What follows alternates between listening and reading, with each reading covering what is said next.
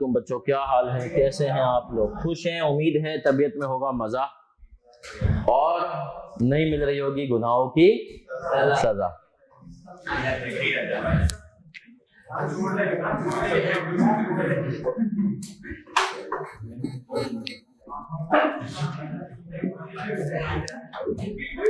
चलें सर, इब्तिदा करते हैं। अब तक जो पढ़ लिया था उसको अच्छे से रिवाइज करेंगे और फिर बढ़ जाएंगे इंशाल्लाह आगे।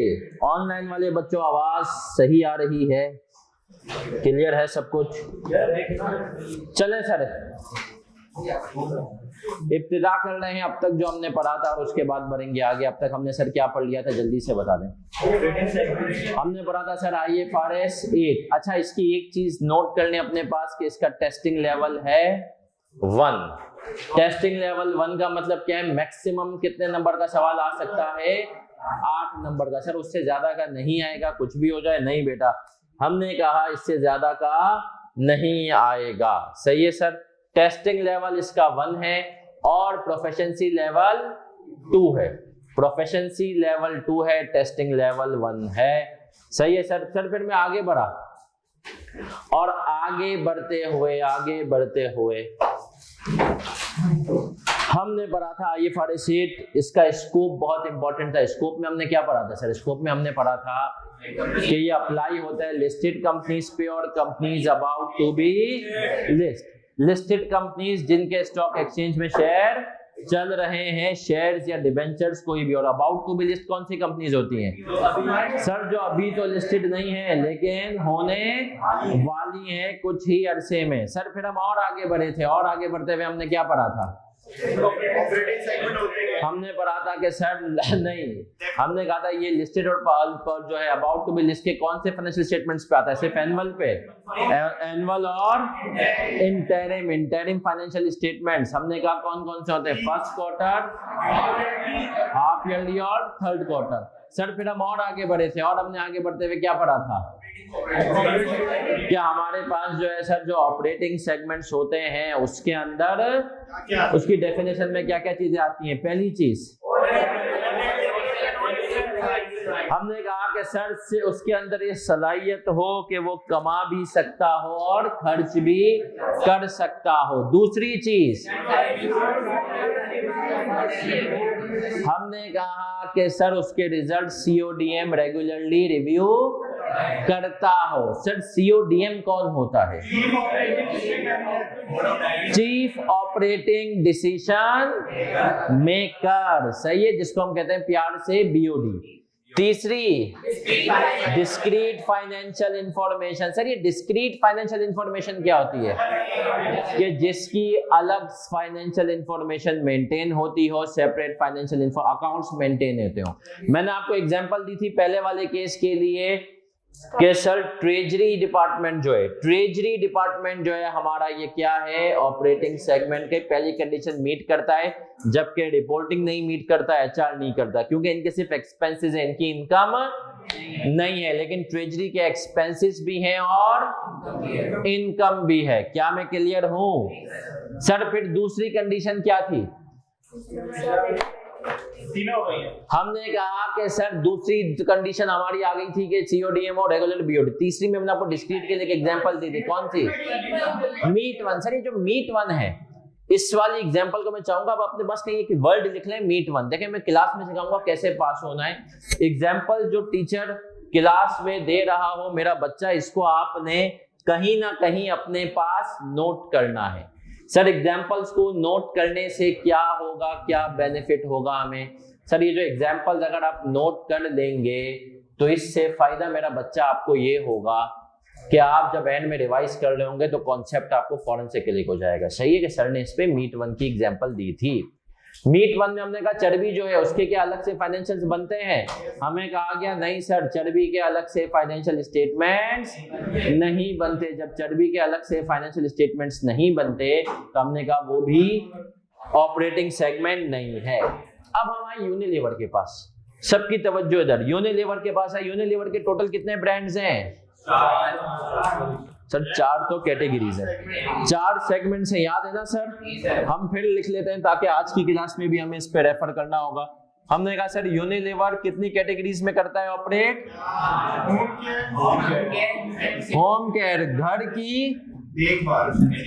की केयर, दूसरी आपकी अपनी केयर, पर्सनल केयर, है ना बेटा, वो कर लेंगे अपनी केयर, आ जाएं। तीसरी फूड्स, और चौथी रिफ्रेशमेंट। चौथी क्या है? रिफ्रेशमेंट। सही है सर। फिर हमने कहा सर डिफरेंट सेगमेंट्स की डिफरेंट चीजें होती है। मेरा बच्चा सबकी तवज्जो इधर, कॉपी कोई नहीं करेगा। होम केयर जो है सर, होम केयर जो है इसके हमने कहा सर्फ एक्सेल और डोमेक्स। और सर ठीक है, पर्सनल केयर में सर कौन आ जाते हैं? Lux, life boy. हर कोई लक्स थोड़ी यूज करेगा, कुछ life boy. Glow and lovely, ये भी यहाँ पर आ जाता है। और सर और क्या होता है? क्लियर। और बहुत बेतहाशा फूड्स में कनौर और रफान। फिर कनौर के अंदर डिफरेंट नूडल्स भी आ रहे हैं, क्यूब्स भी आ रहे हैं, सही है, केचप भी आ रही है, मायोनीज भी आता है। सर मायोनीज हमने तो कभी नहीं देखा बेटा, वो यूनिलीवर मायोनीज अपना से बेचता है कंपनीज को, मतलब रेस्टोरेंट्स को, सही है, उनका फूड सॉल्यूशन अलग बिजनेस है। रिफ्रेशमेंट्स में हमने कहा सर आइसक्रीम और टी। सर मुझे बताएं यूनिलीवर के चाय के कितने? 2 ब्रांड है। चाय के अंदर भी इनके 2 ब्रांड है।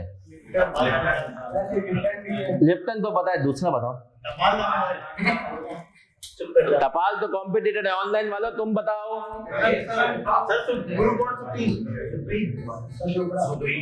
सुप्रीम, खामोशी, सुप्रीम। सर दूसरा ब्रांड कौन सा है? सुप्रीम। हमने कहा लिप्टन और सुप्रीम। अब इसमें वॉल्स है और बेतहाशा ब्रांड है। अब मेरा मकसद समझना मेरा बच्चा, मैं यूनिलीवर के पर्सपेक्टिव से बात कर रहा हूं भैया। यूनिलीवर कह रहा है कि हमारे, सुनना बहुत गौर से, यूनिलीवर कह रहा है कि सर हमारे बहुत सारे ब्रांड्स हैं, हमारे बहुत सारे ब्रांड्स हैं, तकरीबन 41 ब्रांड्स हैं यूनिलीवर के। सही। अगर आप वॉल्स का जेट स्पॉट एक ब्रांड है, कॉर्निटो एक है, मैग्नम एक है, फीस्ट एक है, सही है सर। बाकी जितने भी अभी नई आइसक्रीम आ रही हैं सारे के अलग अलग ब्रांड्स मौजूद हैं। यूनिलीवर कह रहा है यार जो हमारे 41 ब्रांड है ना, ये ऑपरेटिंग सेगमेंट का क्राइटेरिया मीट करते हैं। हमने कहा भैया कैसे? इसने कहा देखो भैया, ability to earn and expense सबके पास है ना जी। मतलब जेट स्पॉट जो है उसके अंदर भी एबिलिटी है अर्न करने की भी और एक्सपेंस करने की भी। दूसरा review by CODM, CODM review भी करते हैं। मतलब यूनिलीवर के हर ब्रांड को बोर्ड उनका रिव्यू करते हैं, उन्होंने हफ्ते बांटे में।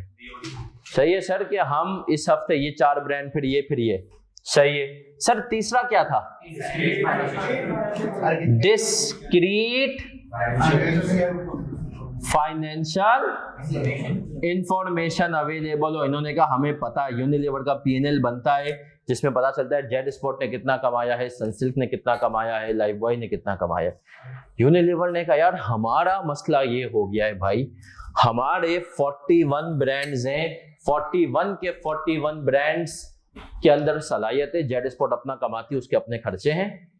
जेट स्पॉट की परफॉर्मेंस भी सीओडीएम देखता है और उसकी फाइनेंशियल इंफॉर्मेशन भी अवेलेबल है, उनका हम एक्सपेंस भी रिकॉर्ड करते हैं, इनकम भी रिकॉर्ड करते हैं। इसी तरीके से बाकी 40 के भी करते हैं। बोले यार हम 41 हैं। अब आईएफआरएस 8 को यूनिलीवर ने कहा कि अगर हम ये 41 ब्रांड्स को डिस्क्लोज करने पर जाएं तो बोला यार हमारे लिए तो बहुत मसला हो जाएगा। मतलब आप सोचें फाइनेंशियल स्टेटमेंट्स का कहां वो भाई बैलेंस शीट बन रही है 41 ब्रांड की अलग, पीएनएल बन रहे हैं, तो बोला क्या इतनी बड़ी फाइनेंशियल स्टेटमेंट बेचेंगे शेयर होल्डर को? ये बहुत बड़ा मसला है। अब क्या करें? तो स्टैंडर्ड ने यहां पर कहा, क्या कहा बच्चों? रुको जरा सब्र करो। स्टैंडर्ड ने कहा रुको जरा सब्र करो, सबको डिस्क्लोज करने की जरूरत, बोला फिर किसको डिस्क्लोज करें, बोला मैं बताता हूं ना। उसने कहा पहला काम तुम्हें ऑपरेटिंग सेगमेंट आइडेंटिफाई करना है। स्टेप 1 क्या कर लिया, आइडेंटिफाई ऑपरेटिंग सेगमेंट। हमने कहा ठीक है भाई। यूनिलीवर ने कहा, हम यूनिलीवर को दिमाग में रख के चलेंगे ताकि आपको मसला ना हो। यूनिलीवर ने कहा 41 ऑपरेटिंग सेगमेंट्स हैं। कितने हैं? स्टेप 2 एग्रीगेट कर दो। क्या कर दो? एग्रीगेट। हमने कहा एग्रीगेट कर दें, क्यों भाई, क्यों एग्रीगेट करें? उसने कहा मैं बताता हूं क्यों करो। सबसे बड़ी वजह वही है कि यूनिलीवर तुम्हारे 41 ब्रांड है, अगर तुमने 41 ब्रांड को डिस्क्लोज करना शुरू किया ना तो करते रहोगे हमेशा। इसीलिए क्या कहा गया, यूनिलीवर तुम क्या कर दो, एग्रीगेट कर दो। अब बोला यार एग्रीगेट कैसे करें? उसने कहा मैं बताता हूं। हैंड आउट किस किस के पास नहीं है? पिछली क्लास वाला हैंड आउट। जिनके पास हैंड आउट नहीं है बच्चा, ये उनके लिए हैंड आउट आ रहे हैं, ये दे दे जी। जब ऑपरेटिंग सेगमेंट के डिस्क्लोजर आएंगे तो ये बताएगा सबकी बैलेंस शीट की कुछ चीजें अलग से बताओ, पीएनएल की अलग से बताओ। अब आपने कहा यार अगर इतना सब कुछ हो गया तो हमारी तो वाट लग जाएगी। तो फिर इसके लिए ऑनलाइन वाले बच्चों, क्या आप हमारे साथ जुड़े हुए हैं?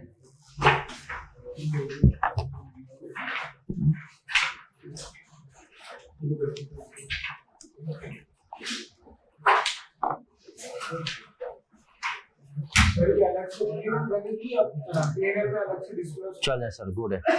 नहीं, अलग से पीएनएल बनेगी, अलग से मतलब पीएनएल के आइटम्स बताएंगे, चीजें बताएंगे। तो अब बड़ा मसला हो जाएगा ना सबकी। तो अब हम क्या करें? तो अब सर हैंड आउट पे आप सब आ जाएंगे ग्रुप में। मेरा ऑनलाइन वाले बच्चा, आप सबको हैंड आउट मिल चुका होगा, मैं अभी इसको यहाँ पर भी शो कर रहा हूँ। हाँ रुक जाए, सब आएगा, रुके जरा सर, सब होगा, टेंशन ना ले। यूनिलीवर आपको सब सिखाएगा।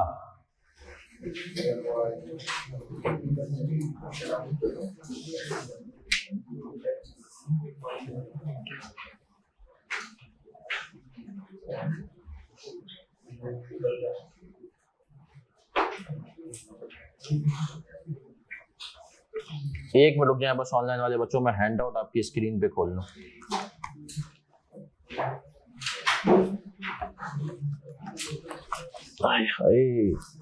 पहले क्यों नहीं खोला हुआ है भाई? जब तक किसी को कुछ कॉपी करना है तो कॉपी करे, बस में 1 मिनट दें। और हैंड आउट ग्रुप में सबके पास होना चाहिए, नहीं है तो मैं फिर ग्रुप में भी शेयर कर देता हूँ। अच्छा ठीक है।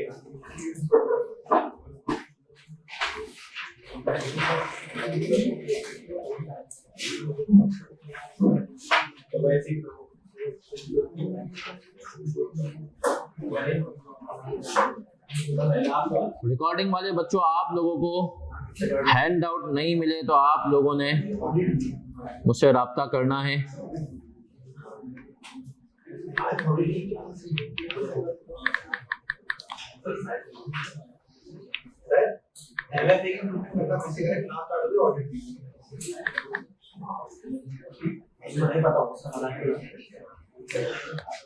सर ये स्टेप किसके लिए है? पहला स्टेप ऑपरेटिंग सेगमेंट बेटा आइडेंटिफाई करना है, सही है सर। दूसरा स्टेप क्या करना है? हमने कहा दूसरा स्टेप हमें जो है उसको ऑपरेटिंग सेगमेंट को क्लासिफाई करना है। तीसरा स्टेप क्या है सर? तीसरा स्टेप अभी हम आएंगे, पहले एग्रीगेट करना है। अब आ जाए सर। ऑनलाइन वाले बच्चों में ग्रुप्स में आपके फिर से हैंड आउट भी शेयर कर रहा हूं ताकि जो बच्चे लेट जिन्होंने ग्रुप ज्वाइन किया उनको भी मिल जाए।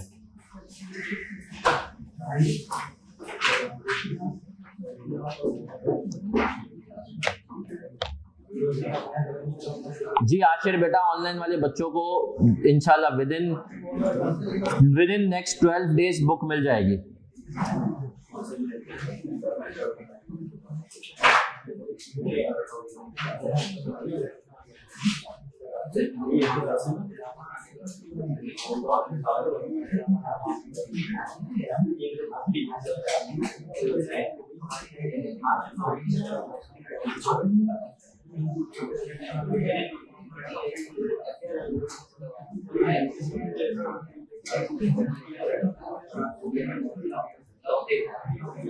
चले मेरा बच्चा आ जाए,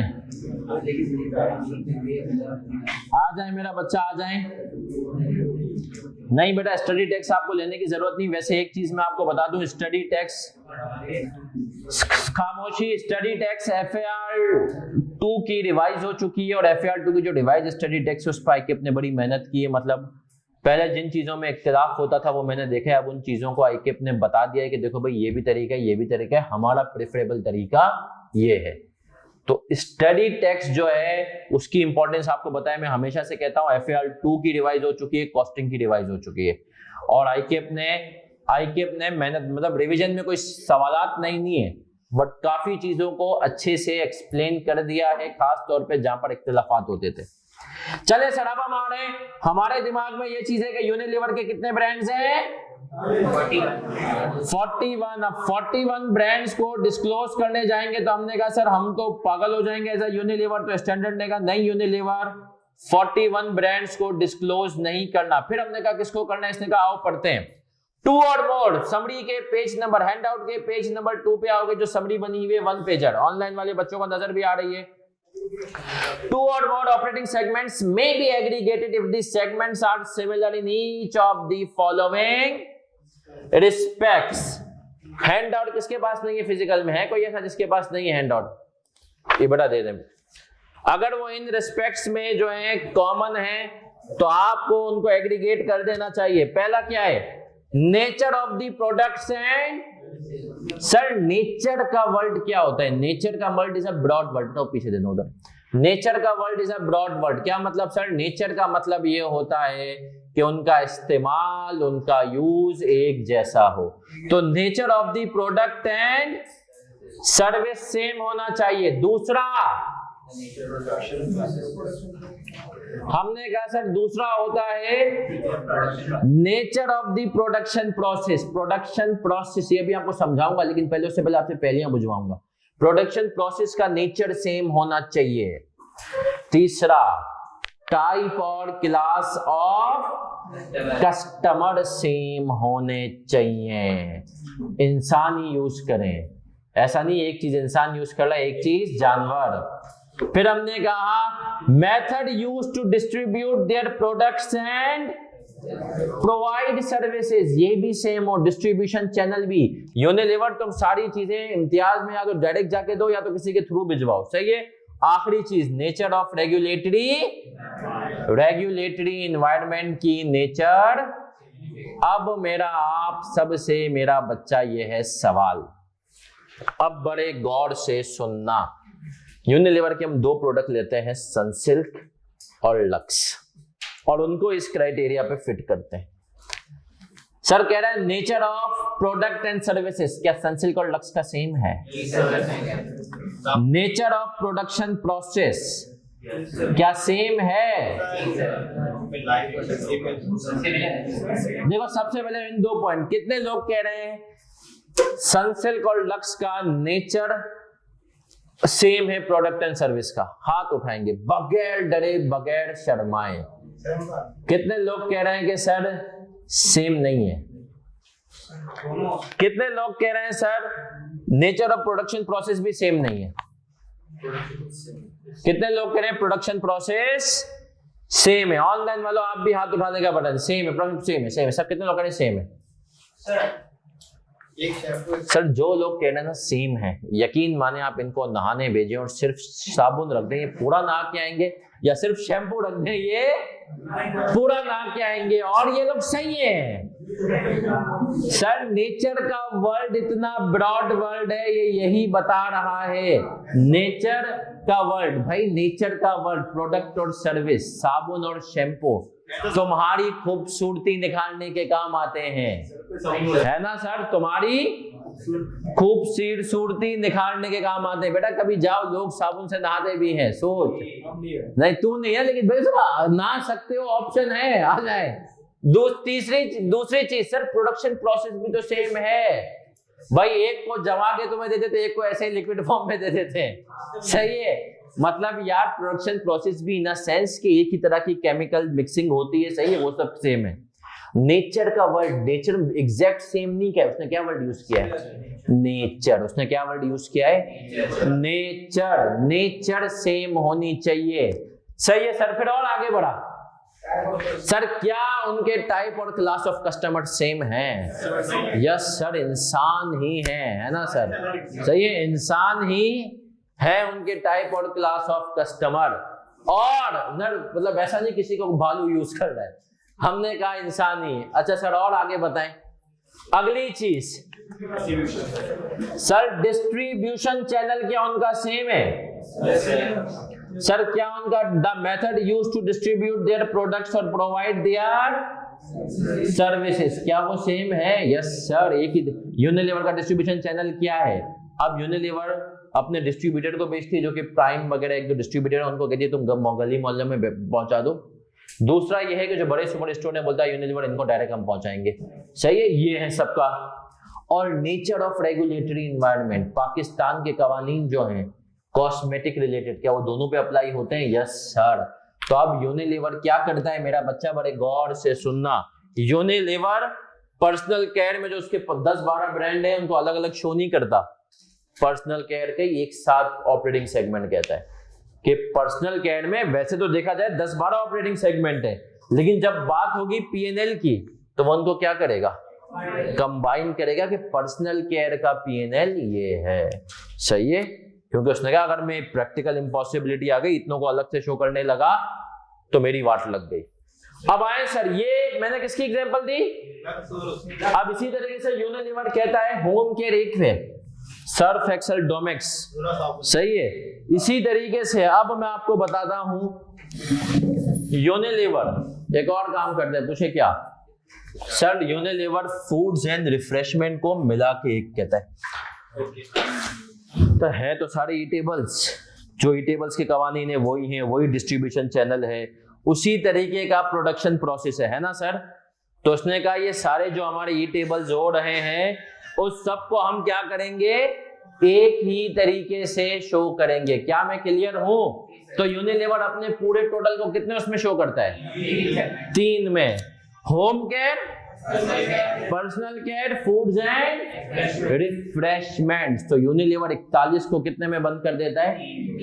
अब सर आ जाए, अब आते हैं केएनएस की एग्जांपल। यहां पर सीए भी होता है और एसीसीए भी होता है।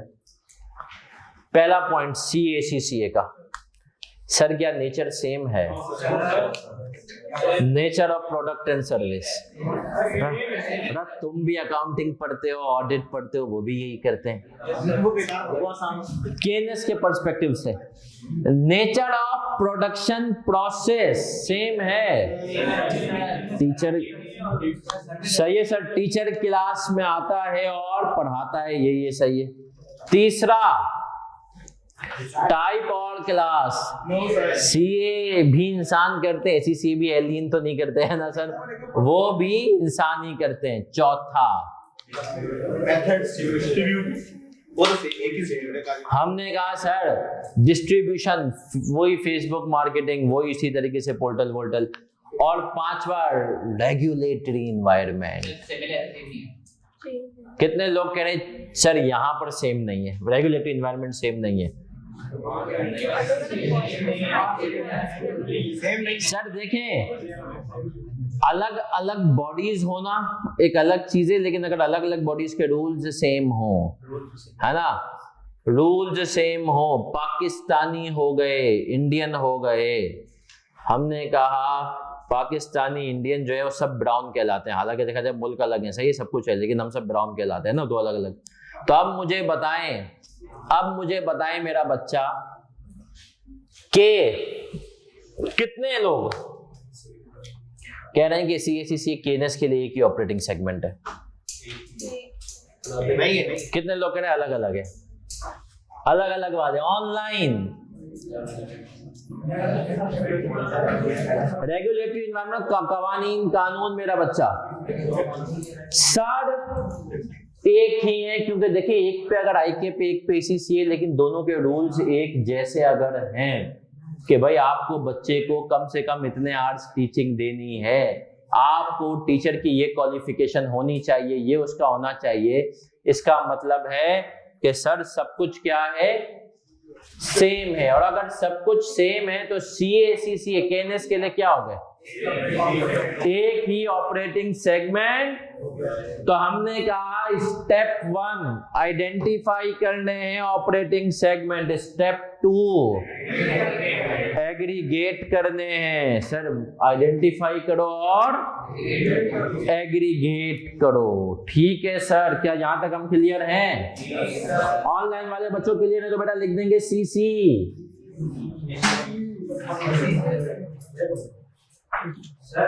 जी बेटा। सर पॉइंट नंबर 3 को है क्लास ऑफ कस्टमर्स को।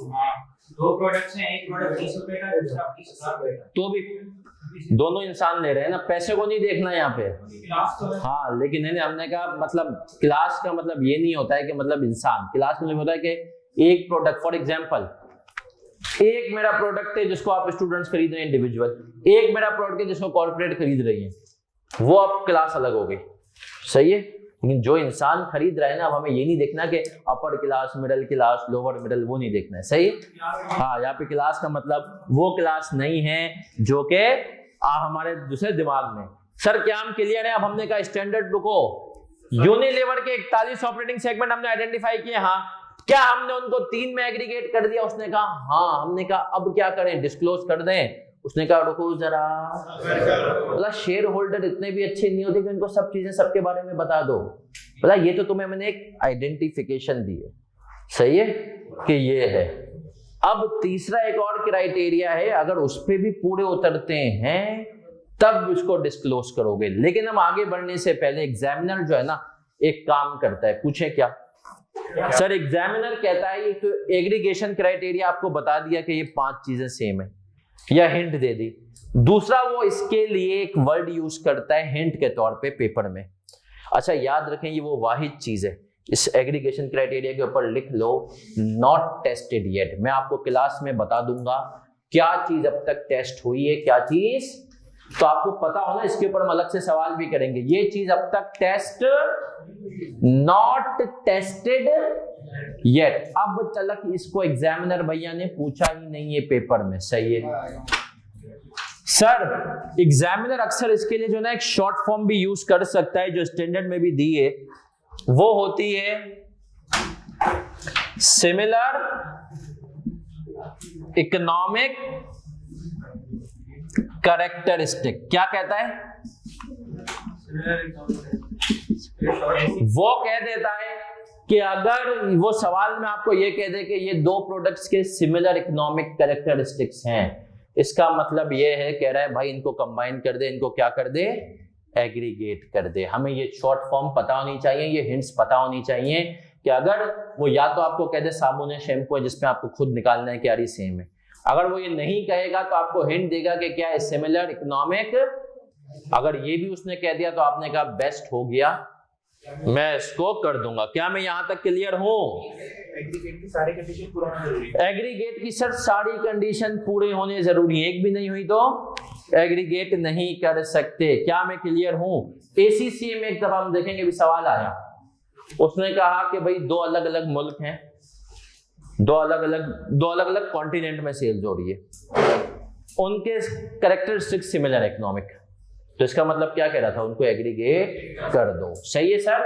तो ये याद रखना। चलें सर, अब हमने इसमें FAL2 में बहुत सारी थ्योरी पढ़ी, अब जो अगले कॉन्सेप्ट्स है ना वो हमें लेकर जाएंगे प्रैक्टिकल की तरफ। 41 ब्रांड यूनिलीवर के कितने में एग्रीगेट हो गए? अब हमने कहा स्टैंडर्ड क्या इनको डिस्क्लोज कर दे, स्टैंडर्ड ने कहा नहीं, अभी ये ऑपरेटिंग सेगमेंट बने हैं, रिपोर्टेबल सेगमेंट नहीं बने। अभी ये ऑपरेटिंग सेगमेंट बने हैं, रिपोर्टेबल सेगमेंट नहीं बने, है ना। अभी इन्होंने CA में एडमिशन लिया है, क्वालिफाई नहीं किया, क्वालिफाई इंशाल्लाह हो जाएंगे, फिर इनकी शादी होगी, आ जाएं। क्यों सर? क्वालिफिकेशन का सबसे बड़ा मकसद क्या है आपकी जिंदगी का? सर ये देखें, लोग जो है ना क्वालिफिकेशन के बाद खामोशी, क्वालिफिकेशन के बाद जो है ना लोगों ने मकसद बनाया है बस शादी, ये वो नहीं बेटा। क्वालिफिकेशन के बाद तो असल दुनिया शुरू है। शुरू की क्लासों में मैं हमेशा कहता हूँ नियत कर लो 3 काम करने की, जितना भी पढ़ोगे इबादत। पहली चीज के इंशाल्लाह क्वालिफाई होगे तो इस मुल्क से सूदी निजाम खत्म करोगे, क्योंकि सीएस ही ये काम कर सकते हैं जिनके बारे में पहली नीयत ये होगी। दूसरी चीज कि अपने आसपास जो ऐसे लोग हों जो तुम्हें कुछ नजर आएंगे अफोर्ड नहीं कर सकते चीजें, उनकी कफालत करोगे। तुमको मतलब अल्लाह ने रिस्क दिया होगा उसमें तुम्हारे उन आसपास के, और वो सफेद पोश होते हैं जो मांगते भी नहीं है लेकिन आपको खुद अंदाजा लगाना होता है। तीसरी चीज अपना आधा ईमान मुकम्मल करोगे इंशाल्लाह। तो ये तीनों चीजें आप नियत कर लेंगे तो जो भी पढ़ लें वो क्या हो जाएगा, इबादत है ना सर।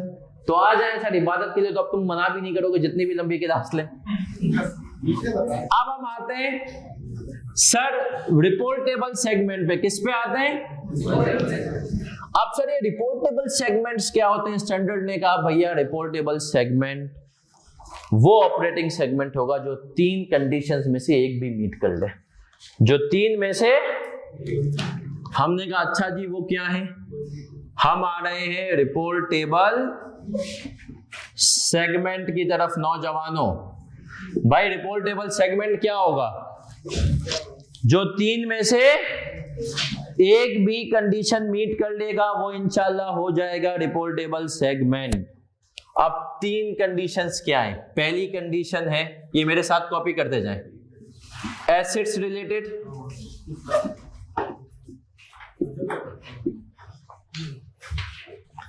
दूसरी है, पहली कर लेते हैं रेवेन्यू रिलेटेड, पहली कर लें रेवेन्यू रिलेटेड। दूसरी है एसेट्स रिलेटेड। तीसरी है प्रॉफिट और लॉस रिलेटेड, प्रॉफिट और loss related.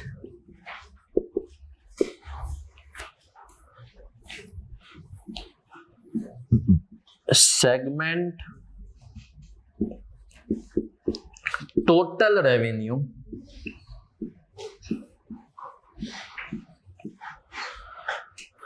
is greater than or equal to 10% of all operating segments। ये कॉपी करना है मेरा बच्चा, रेवेन्यू। ये पहली कंडीशन सर फिक्स है, कंफर्म है? जी बेटा फिक्स है, कंफर्म है। Profit slash loss related, assets related, segment total assets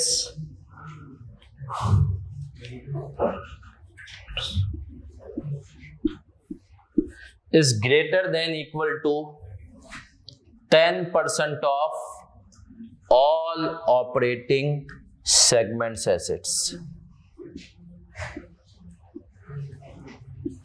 और सर जो ये तीसरी कंडीशन है ना, इसको अभी हम बाद में देखेंगे, इसके लिए आप जगह छोड़ देंगे।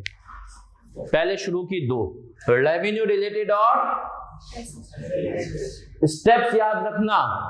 सबसे पहले आइडेंटिफाई करने ऑपरेटिंग सेगमेंट, हमने कहा ठीक है। फिर एग्रीगेट कर सकते हो तो एग्रीगेट कर देना, ठीक है सर। फिर रिपोर्टेबल। अब तीसरे नंबर पे आप रिपोर्ट, यूनिलीवर को अभी भी स्टैंडर्ड ने 3 जो है सेगमेंट्स को रिपोर्ट करने नहीं दिया है, जो उसने एग्रीगेट करनी हो, होम केयर पर्सनल के। उसने कहा नहीं, इन तीनों में से एक क्राइटेरिया पूरा होना जरूरी है। अब हमने कहा वो कौन सा है भाई, आ जाएं।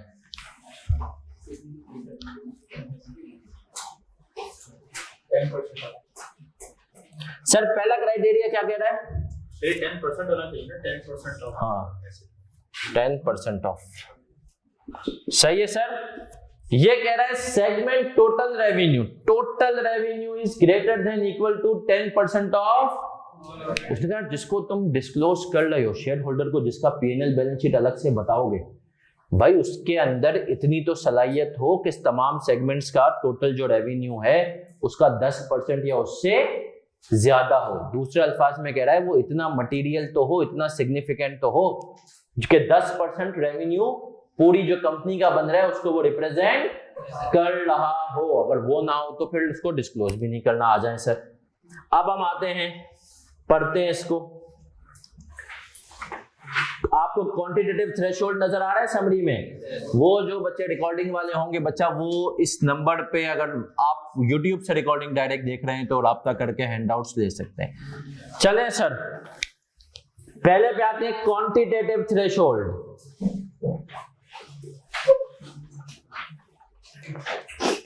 Information is required to be disclosed separately about an operating segment that meets any of the following quantitative threshold। अगर ये इनमें से कोई भी quantitative threshold meet कर लेते हैं, पहला पढ़ रहा हूं, its reported revenue including both sales to external customers and inter-segment sales or transfers is 10% or more of the combined revenue। अब यहाँ पे इंटर सेगमेंट को अंडरलाइन कर लो।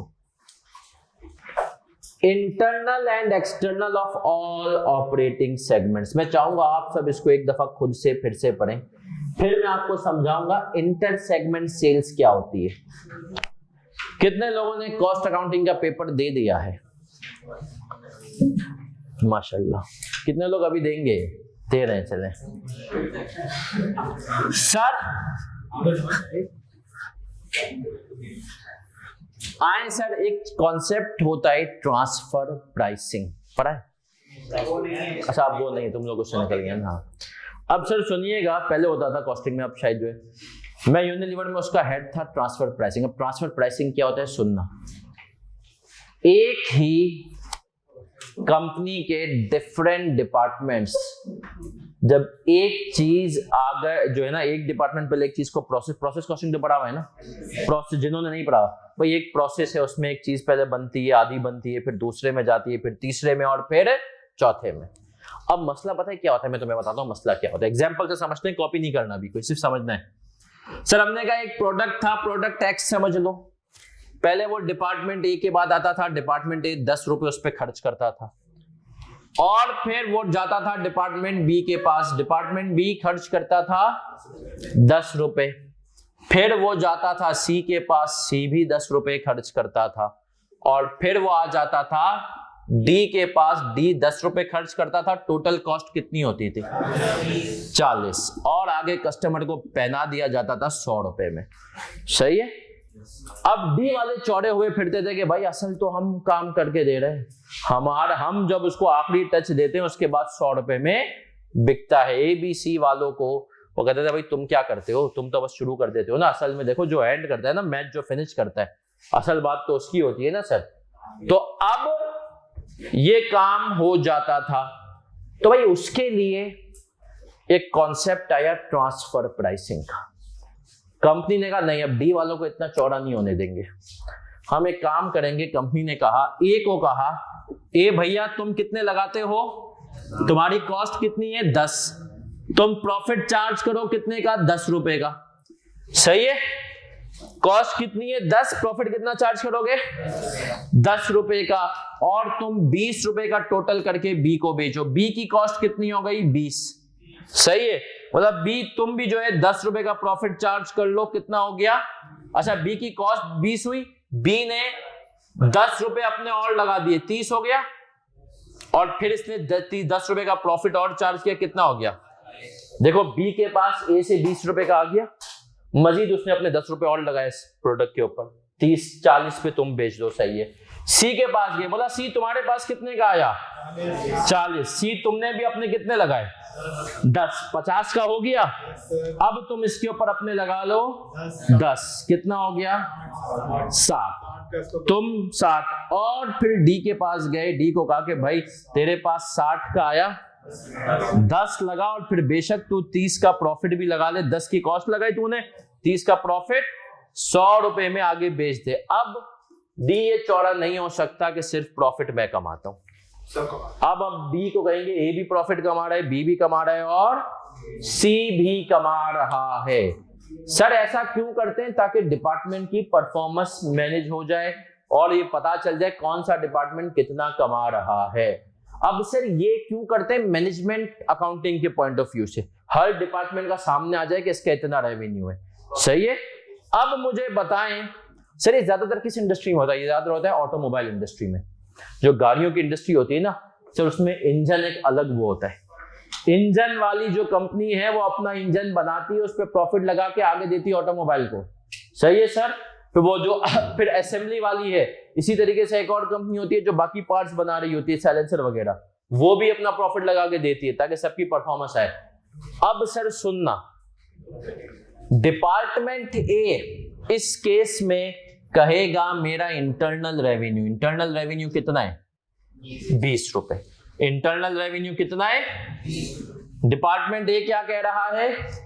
मेरा इंटरनल रेवेन्यू है मेरा भैया 20 रुपए। 20 रुपए डिपार्टमेंट ए का अगर इंटरनल रेवेन्यू है तो डिपार्टमेंट बी कहेगा मेरा इंटरनल रेवेन्यू कितना है? 40। तो ये यही कह रहा है यहां पर कि सेगमेंट टोटल की जब बात कर रहा है तो टोटल का मतलब है एक्सटर्नल भी और इंटरनल भी। एक्सटर्नल भी और प्रैक्टिकल एग्जांपल देता हूं, यूनिलीवर। सर यूनिलीवर जो मैदा होता है, सही है, मैदा होता है, बाकी आटा शाटा जो भी चीजें लेता है वो लेता है और वो पहले आइसक्रीम फैक्ट्री प्रोक्योर करती है और उसी में से वो कुछ हिस्सा फूड्स को, नूडल्स को भी दे देती है और बाकी हिस्सा अपने पास ये जो कॉर्नेटो वगैरह के कॉर्न शोन आते हैं उनके लिए भी रख लेती है। तो वो ऐसे ही नहीं देती, उसके ऊपर भी पैसे चार्ज करती है। सही है सर। तो प्रैक्टिकल लाइफ में ये बड़ा होता है कि आप इंटरनल भी सेल्स करते हो और एक्सटर्नल भी सेल्स करते हो। सही है सर। जब इंटरनल और एक्सटर्नल सेल्स दोनों होती हैं तो जब हम सेगमेंट में रेवेन्यू की बात करेंगे तो क्या होगा हमारा मकसद? Total sales. टोटल का मतलब क्या है? यहां पर चाहो तो एस्टेरिक डाल के लिख भी दो, इंटरनल एंड एक्सटर्नल। जैसे सर मैंने आपको एक और एग्जांपल देता हूं, जो मैंने आपको सुजुकी की एग्जांपल दी। सुजुकी या किसी भी इंजन जो बनाता है ना, तो जो इंजन बना रही है सुजुकी की एक डिपार्टमेंट, वो एज एन इंजन ही डायरेक्ट मार्केट में भी बेच रही है। किसी का इंजन खराब हो गया मेहरान का, तो भाई ये तो नया इंजन लगा ले, और वो इंजन आगे भी दे रही है सुजुकी के नई गाड़ी में भी लग जाए। तो जो सुजुकी वालों को आगे दे रही है वो इंटरनल सेल्स है और जो मार्केट में बेच रही है वो क्या है? एक्सटर्नल सेल्स है। तो ऑनलाइन वाले बच्चों बेशक क्या आप मेरे साथ हैं? चले सर अब आगे बढ़ूंगा।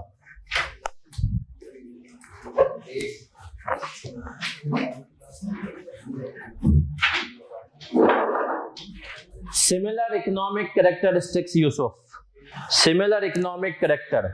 चलें सर, अब अगर आपको ये समझ में आ गया है तो अब हम इसके सवालात की तरफ आएंगे। सवालात की तरफ आएंगे और उन सवालात को देखेंगे। तब ब्रेक मैंने इस दफा क्लासों को कोशिश किया करनी ऐसे कि असर से पहले पहले आपको फारिग कर दूं।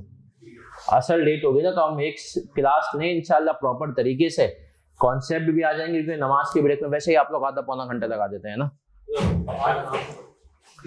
फिर सऊद भाई से भी मैंने कमिटमेंट की हुई है तो 6 बजे अगर उनकी क्लास शुरू होगी।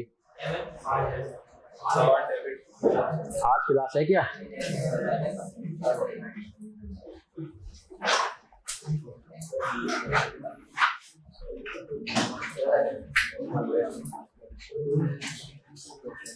सर ए का इंटरनल प्रॉफिट 10 है।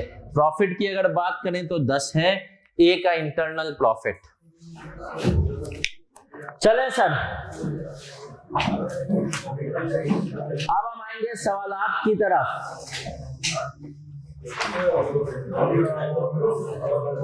चले सर, आ जाएं सवालात की तरफ।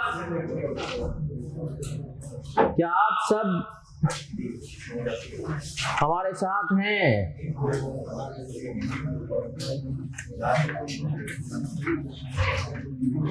सर आपको क्वेश्चन नंबर 1 नजर आ रहा होगा पेज नंबर 4 पे। क्वेश्चन नंबर 1 पेज नंबर 4 पे सबको नजर आ रहा है मेरा बच्चा? नहीं वापस ले गया।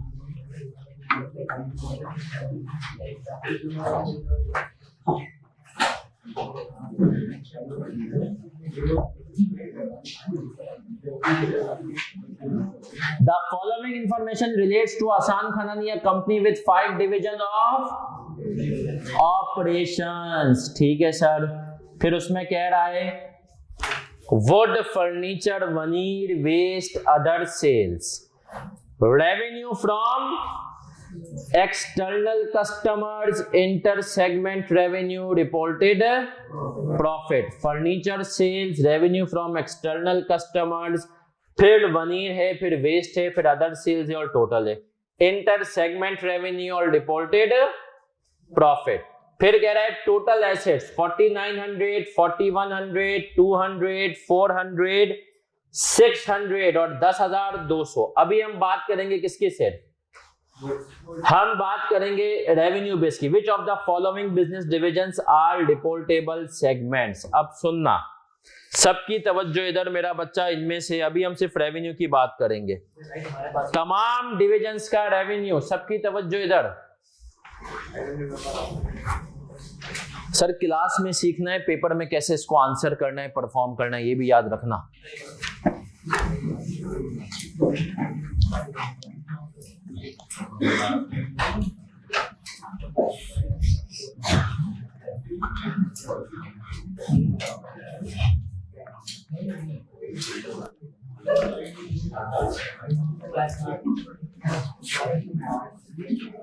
सबकी तवज्जो इधर नौजवानों।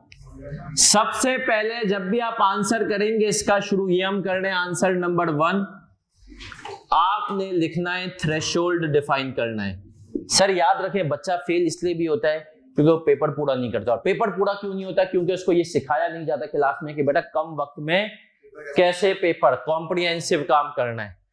सर थ्रेशोल्ड पे आप आएंगे और आपने कहा रेवेन्यू का थ्रेशोल्ड क्या है? 10% ऑफ तमाम सेगमेंट्स का रेवेन्यू। तो पहले आप निकाल लेंगे कि टोटल रेवेन्यू जितना भी है उसका 10% कितना बनता है। तो नौजवानों अगर आप देखें total revenue, revenue from external customer नजर आ रहा है स्क्रीन पे 650, और आपने कहा सर रेवेन्यू फ्रॉम इंटरनल 48, ये दोनों नजर आ गए, तो टोटल 698 हो गया। तो हमने कहा रेवेन्यू का थ्रेशोल्ड है 698 का 10%, जो कितना बना 69.8 ग्रेटर देन इक्वल टू, आपने कहा होना चाहिए 69 अभी कॉपी कोई नहीं करेगा, सिर्फ समझेंगे। अब आपने कहा कि सर इनके पास कितनी डिविजन्स हैं? 4 है 5 है। हमने कहा सर एक इनके पास वुड है, चलिए वीनर नहीं veneer.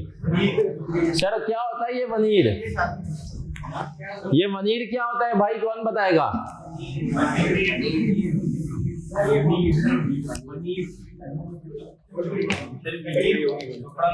Sir what is veneer?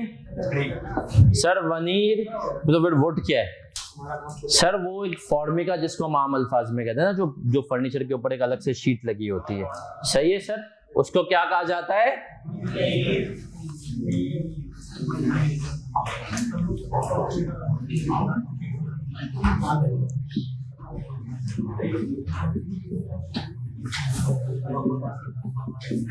नौजवानों इधर देख लो सर,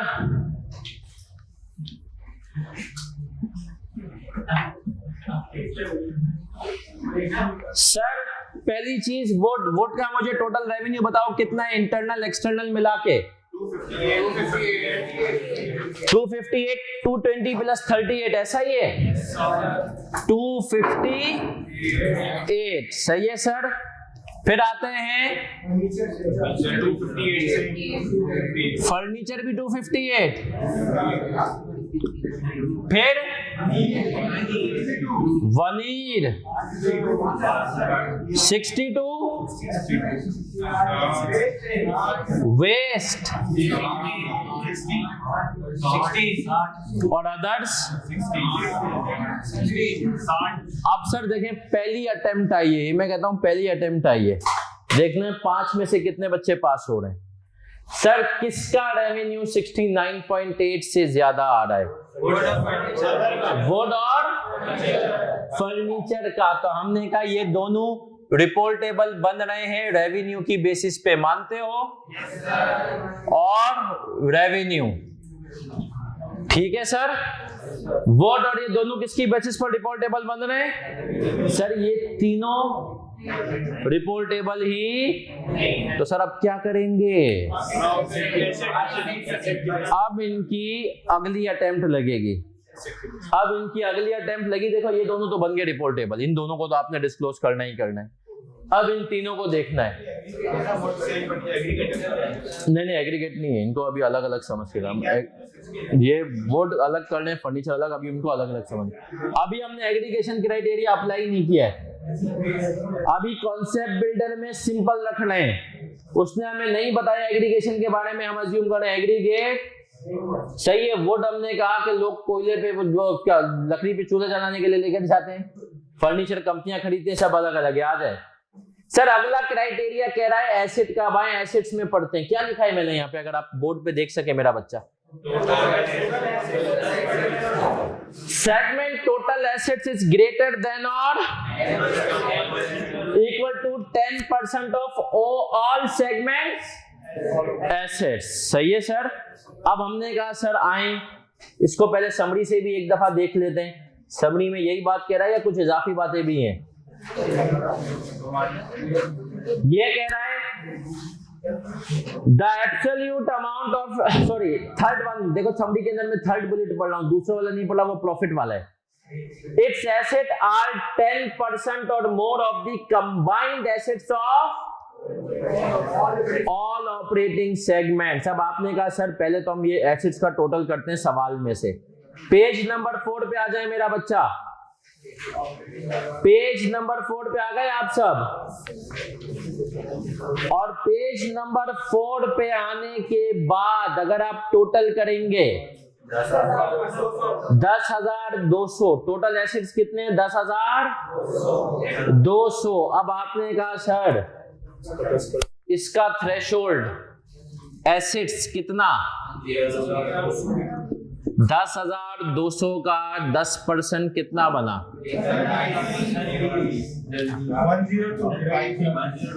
1020। अब आपने कहा सर इन सबके मैं वापस लिख देता हूं, इनके भी इसके कितने एसेट्स हैं?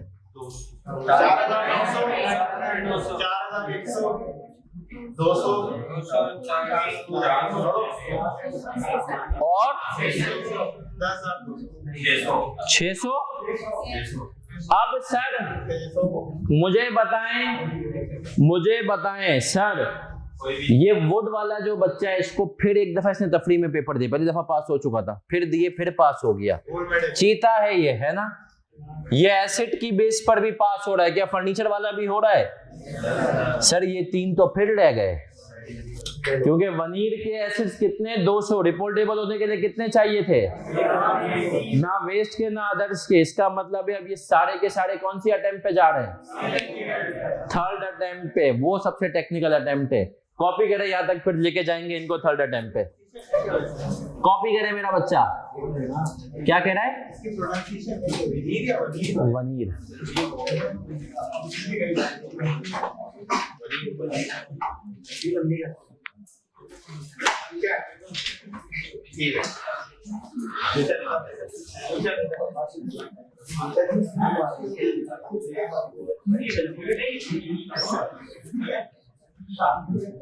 जल्दी कॉपी करे मेरा बच्चा। लेकिन एग्रीगेट तब करेंगे जब एग्रीगेट की कोई इंडिकेशन हो। उस समय एग्रीगेट की कोई इंडिकेशन नहीं की तो हमने अज्यूम किया 3 सब अलग अलग है। जब सवाल में कोई एग्रीगेट की इंडिकेशन नहीं देगा ना, वो एग्रीगेट करवाना होगा, कहीं ना कहीं वो हमें इशारा देगा कि भाई ये कैरेक्टरिस्टिक सेम है या कुछ वो है।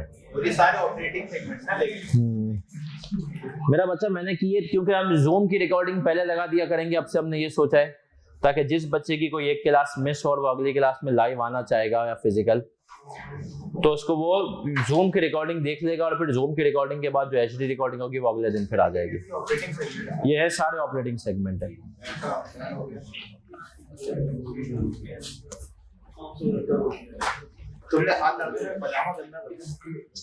खामोशी, चले जल्दी करें।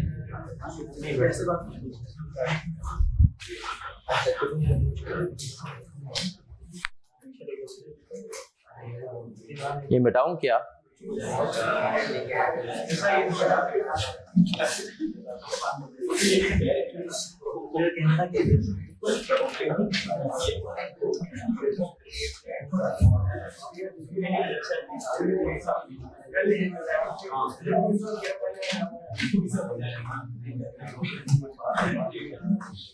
बढ़ो।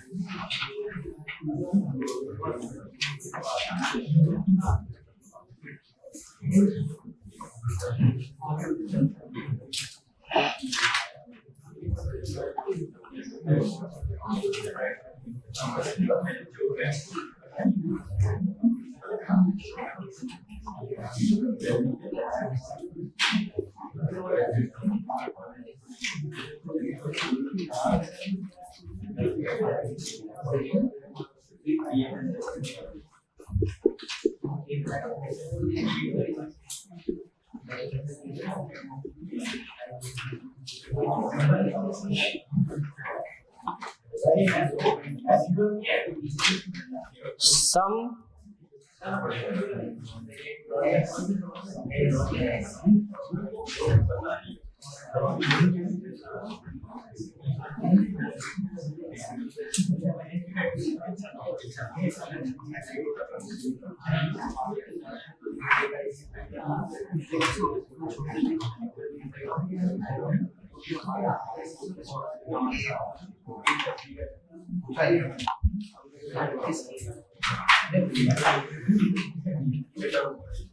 अभी सर ये कॉपी नहीं करना है आप लोगों ने।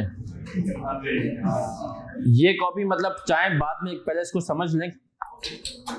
बहुत तेज हो गए हो तुम लोग, है ना?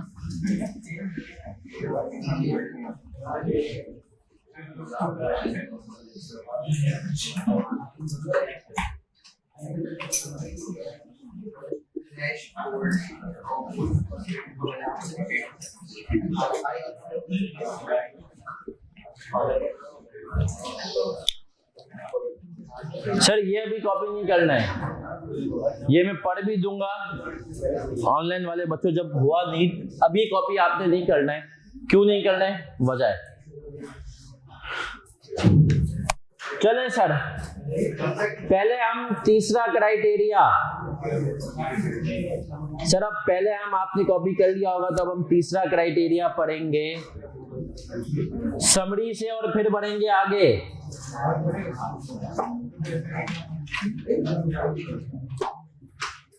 सर तीसरा क्राइटेरिया समरी से हम पढ़ रहे हैं मेरा बच्चा, जो कि बेसिकली बुलेट के अंदर दूसरा लिखा हुआ है, लेकिन याद रखेंगे सबसे टेक्निकल पॉइंट है।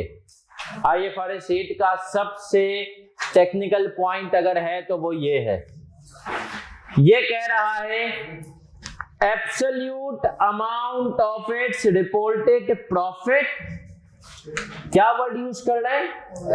एब्सोल्यूट, अंडरलाइन करें। Amount of its reported profit और loss is 10% or more of the greater in absolute amount of combined reported profit of all segments, all operating segments that did not report a loss, and the combined reported loss of all operating segments that reported a loss.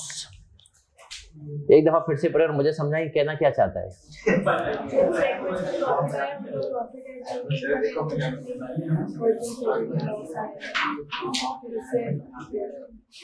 फिर उससे compare. हाँ जी, क्या कहना चाह रहा है ये?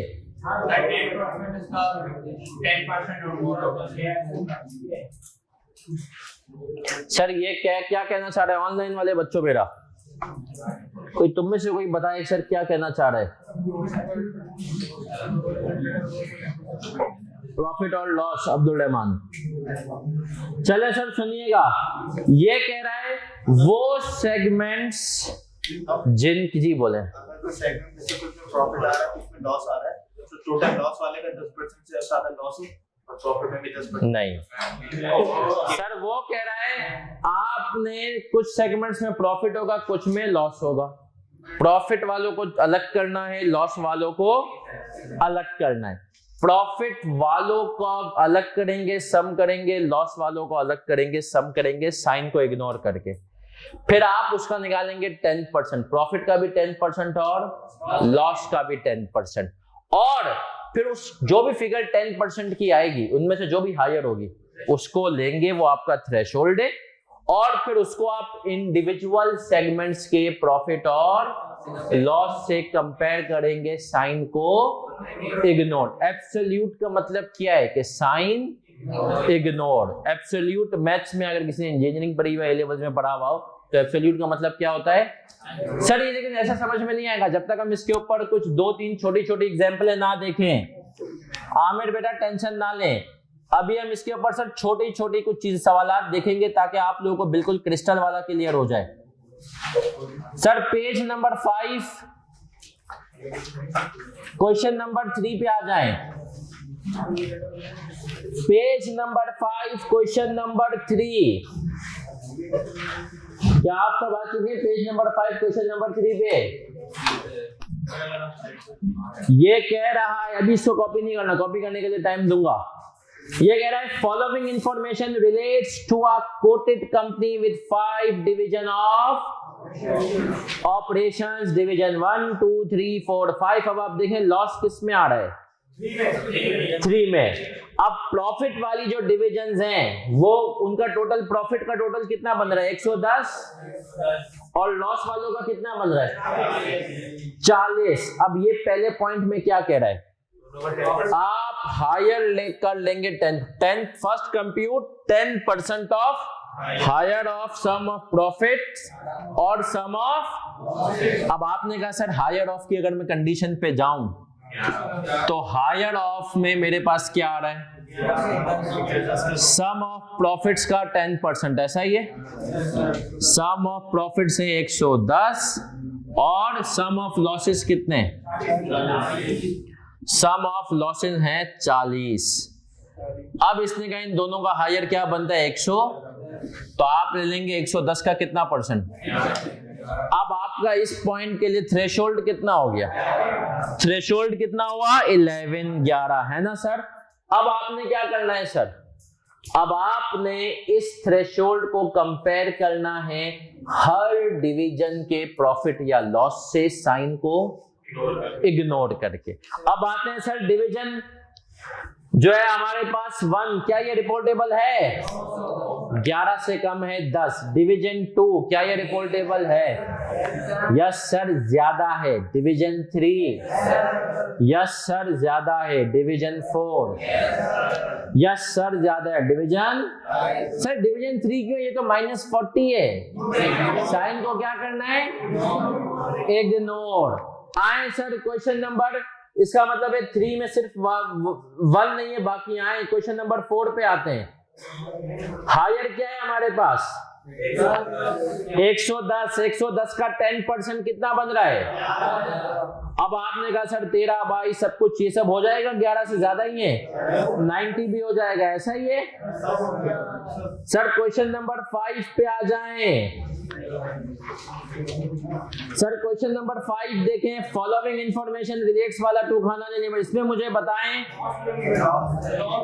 इसमें हायर क्या लूंगा? 110 लूंगा, 110। अब इसमें भी लॉस वाली फिगर देंगे, फिर वही बात, लॉस को क्या करना है? साइन को इग्नोर करना है।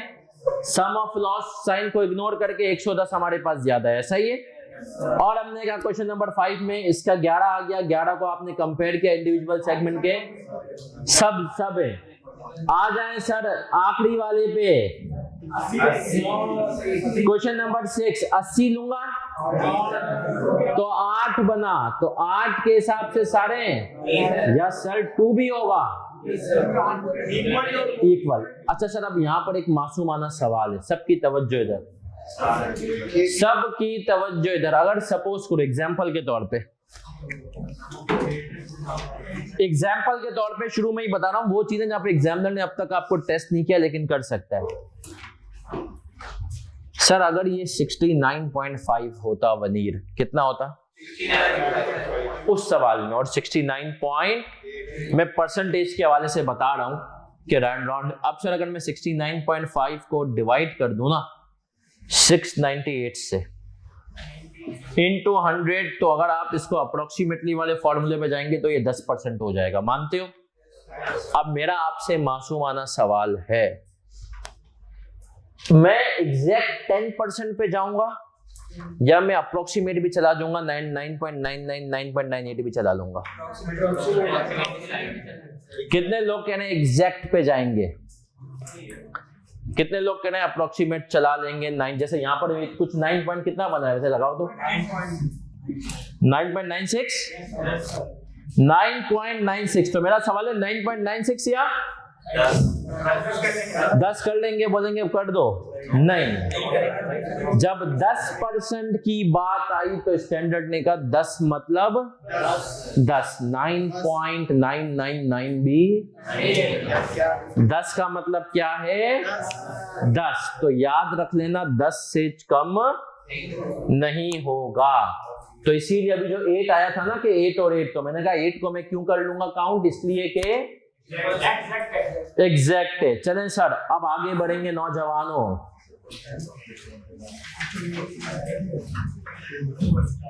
सर आगे बढ़ेंगे और आगे बढ़ते हुए इसी सवाल में अब आ जाएंगे जो क्वेश्चन नंबर 1 हम कर रहे थे। सर क्या इसमें किसी में लॉस है क्या? रिपोर्टेड प्रॉफिट 54, 45, 12 और 9 और 10, टोटल कितना है? 130 का प्रॉफिट है। सर अगर मैं ये वर्किंग करूं यहाँ पर तो हमने कहा लॉस तो है ही नहीं, अच्छी कंपनी है, लॉस कमाती ही, अगर लॉस नहीं कमाती तो हमने कहा सम ऑफ प्रॉफिट ही 130 है और 130 का 10% 13, 120 का रेवेन्यू एसेट्स। तीसरा केस क्या है? Profit and loss. इसका हमने थ्रेशोल्ड क्या निकाला? 130 का 10% 13। तो हमने कहा भैया इनका मुझे बताओ क्या है?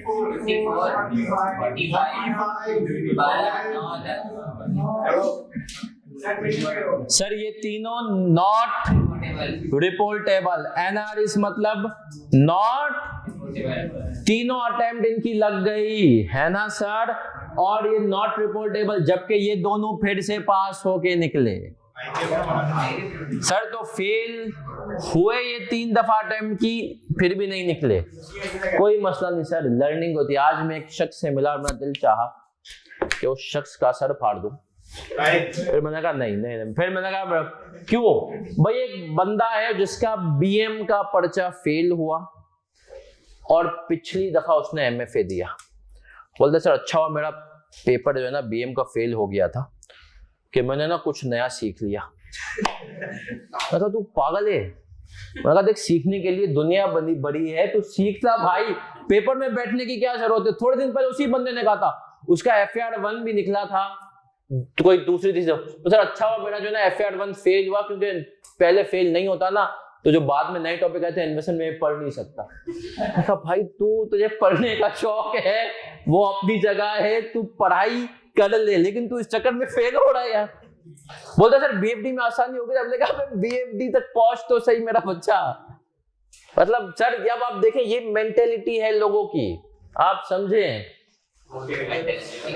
भाई। मैं बोलता हूँ पास होना सबसे सीखने के लिए दुनिया पड़ी है भाई। तुम इस चक्कर में थोड़ी फेल हो गए, अगले बार सिलेबस में कुछ आएगा और पढ़ूंगा।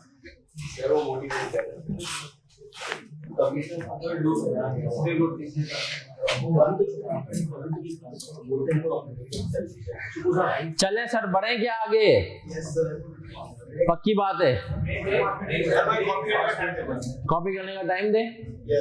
जल्दी से कॉपी करना है, कॉपी करें, फिर तो अभी आप लोग पास पेपर का सवाल भी करेंगे।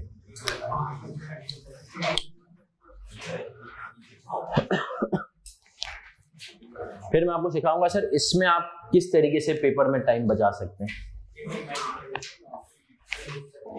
तेरा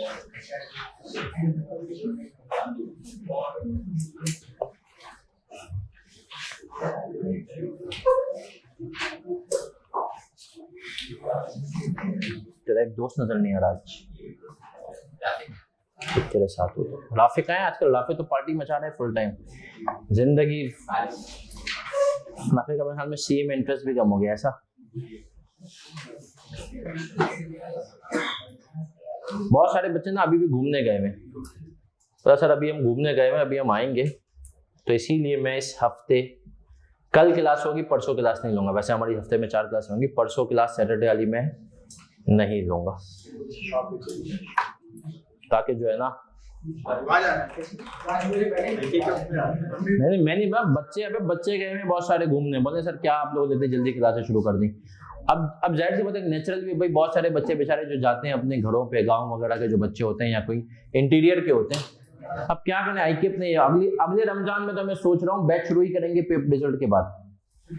लेकिन मसला बच्चा ये नहीं समझता कि क्योंकि रमजान पड़ेगा, बच्चा ये नहीं समझता कि रमजान में मैं सुस्त हो जाऊँ, क्लासें ना लूँ, तो रिजल्ट के बाद बहुत मुश्किल हो जाती हैं चीजें कवर करना।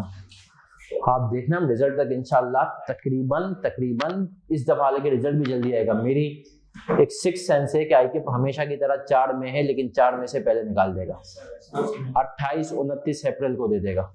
सही है। तो अगर आईकेएफ ये काम करेगा तो तब तक हम 25% सिलेबस नहीं। तो सर ये क्यों, वजह ये है कि आप याद रखें 25 नहीं तो 20% तो इंशाल्लाह के सर जो बच्चा पुराना होता है ना, जिसने पहले पढ़ा हुआ है, वो तो शायद आफ्टर रिजल्ट क्लास से लेके कर सकता है।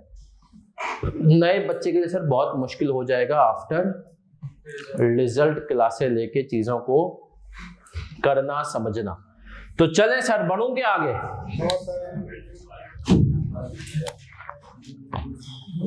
बेटा किसी एक में भी रिपोर्टेबल हो गया तो हमने कहा बेड़ा पार है, किसी एक में भी रिपोर्टेबल हो गया कोई मसला। और सर याद रखें यहां तक आपने इस स्टैंडर्ड के 70% कॉन्सेप्ट कर लिए हैं। अब मैं कहूं आपको एक चीज बताऊंगा, ये तो मैंने सिर्फ आपको कॉन्सेप्ट दिया ना, इसमें भी एक वाइड। अब सुनिएगा नौजवानों, इस सवाल में क्या किया, पहले हमें पेपर में आंसर भी कैसे देना है, थ्रेशोल्ड, रेवेन्यू, एसेट्स और प्रॉफिट, ये तीनों निकाल लिया आपने।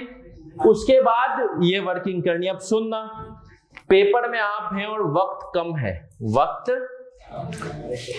है तो आइडियली कि इस तरीके से जाओ। वक्त कम होगा, आपको लग रहा है बहुत ज्यादा टाइम आउट हो चुका है, आप ये जो तीनों चीजें हैं ना इनको ना लिखें और सिर्फ एक कॉलम बनाए, wood furniture veneer sales others, और रिपोर्टेबल की बेस पे लिख दें कि रिपोर्टेबल है रेवेन्यू, एसेट्स और प्रॉफिट की बेस पे, ये भी रिपोर्टेबल रेवेन्यू, एसेट, प्रॉफिट, और ये तीनों नॉट रिपोर्टेबल हैं। एनआर मतलब नॉट। लेकिन ये काम कब करोगे, जब पेपर में टाइम आउट हो रहा होगा, क्योंकि आईकेएफ ने जो नई स्टडी टैक्स आई है ना उसमें कुछ सॉल्यूशंस में ये हरकत की है उसने, ये बीच की वर्किंग की, ये मतलब फिगर्स नहीं दिखाई उसने डायरेक्ट। तो जब आईकेएफ अपनी बुक में ये कर सकता है, और आईकेएफ मैंने आपको बताया पिछली अटेम्प्ट के कॉस्टिंग के पेपर में, पिछली अटेम्प्ट के रिपोर्टिंग के पेपर में वो बैलेंस शीट के और ये चीजों के सब टोटल शो नहीं कर रहे। वो कह रहा है भैया बच्चे को बोलो डायरेक्ट वाले काम पे आ जाए। चले सर आप आएंगे पास पेपर के एक सवाल पे। पास पेपर, क्योंकि अब आप इतनी जल्दी हम इस काबिल हो गए कि हम पास पेपर पे आ जाएं। सर पास पेपर के सवाल पे आने से पहले एक छोटी सी चीज, मेरा मतलब सिर्फ एक छोटी सी चीज याद रखना, आपको हर टॉपिक में ये बताऊंगा कितनी तरह के सवाल आ सकते हैं। सही है सर। यहां पर IFRS 8 में आप एक्सपेक्ट करें टाइप्स ऑफ क्वेश्चन 3 तरह के। पहला होगा आइडेंटिफिकेशन, आपको बताना है रिपोर्टेबल सेगमेंट्स या कौन कौन से होंगे। दूसरा होगा डिस्क्लोजर, कौन सा है, डिस्क्लोजर। तीसरा होगा एरर्स, वो आपको डिस्क्लोजर बना के दे देगा, बोलेगा बताओ क्या गलतियां हैं। अब सुनना नौजवानों, इधर पेपर में सर कौन कौन से आ चुके हैं, तीनों तरह के आ चुके हैं। ये आइडेंटिफिकेशन वाला आ चुका है जो अभी आप करेंगे, डिस्क्लोजर वाला आ चुका है फाइनल अकाउंट्स के साथ, मैंने कहा था ना फाइनल अकाउंट के साथ जोड़ी बनती है, आ चुका है। एरर्स वाला भी सर अब तक ये पेपर में कितनी दफा आया? ये जब से पेपर में आया है इसको तकरीबन आए हुए टाइम हो गया, अब तकरीबन 5वीं 6ठी अटेम्प्ट है, उसमें से ये 3 दफा पेपर में इसके ऊपर प्रॉपर सवाल बना है। सही है सर, पिछली अटेम्प्ट में नहीं बना और जब भी आएगा इंशाल्लाह आपको इजी मार्क्स देकर जाएगा। तो अब अगला सवाल डायमंड वाला आपके सामने है। आप सब भी हीरे से कम तो है नहीं। 7 नंबर का सवाल है, autumn 2019। Diamond limited listed company है। इसमें सवाल भी नहीं पढ़ूंगा, पहले सवाल भी आप लोग खुद पढ़ेंगे, खुद करेंगे और फिर जो है हम इसको बोर्ड की तरफ लेकर जाएंगे। 7, अच्छा एक चीज क्लास में सीखना है, ये वो बॉलर है जिसके ओवर्स में तुम्हें 12 से 15 रन लेने। ये 7 नंबर का सवाल, नंबर भी पूरे आने चाहिए और 5 मिनट में होना चाहिए। क्लास में सीखने कैसे पेपर में परफॉर्म करना है। 5 मिनट में 7 नंबर का सवाल आप करेंगे, मैक्सिमम 5 मिनट। यही फॉर्मेट होगा, थ्रेशोल्ड और ये चीज है। ऑटम 19 का सवाल है।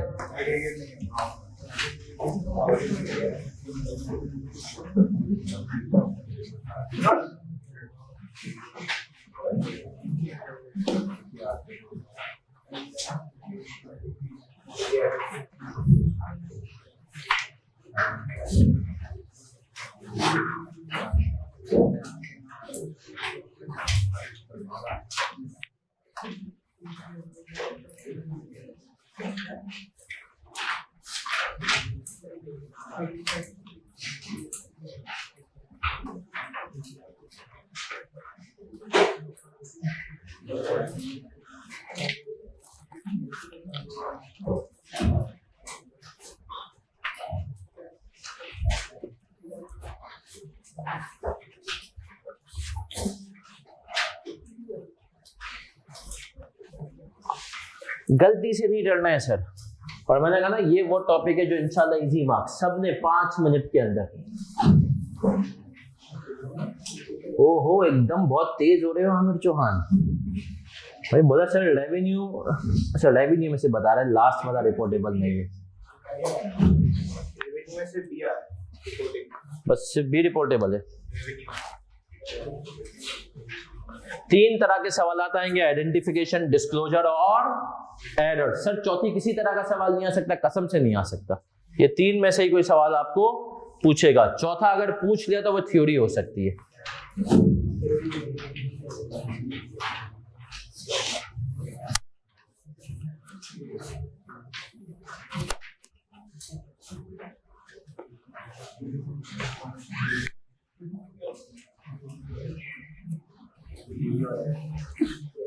गलती से नहीं डरना है मेरा बच्चा।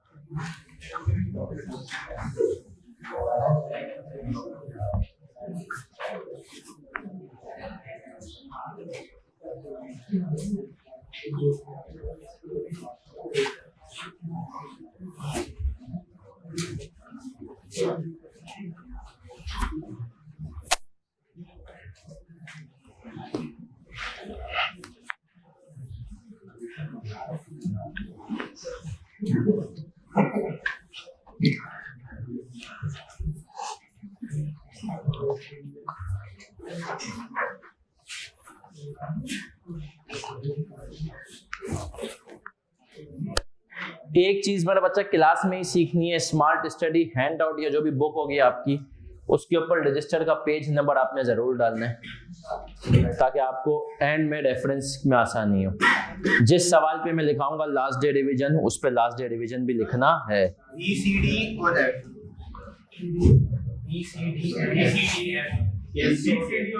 BCDF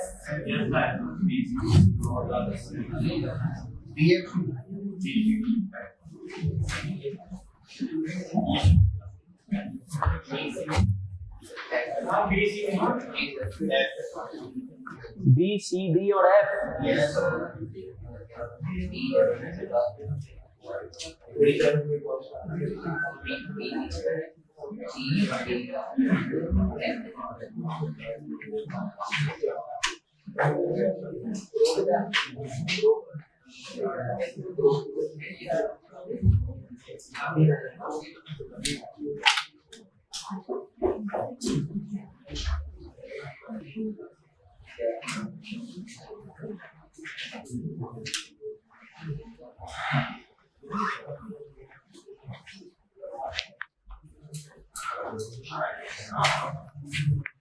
ऑटम 19 के साथ पेज रेफरेंस अपना जरूर देंगे। ऑटम 19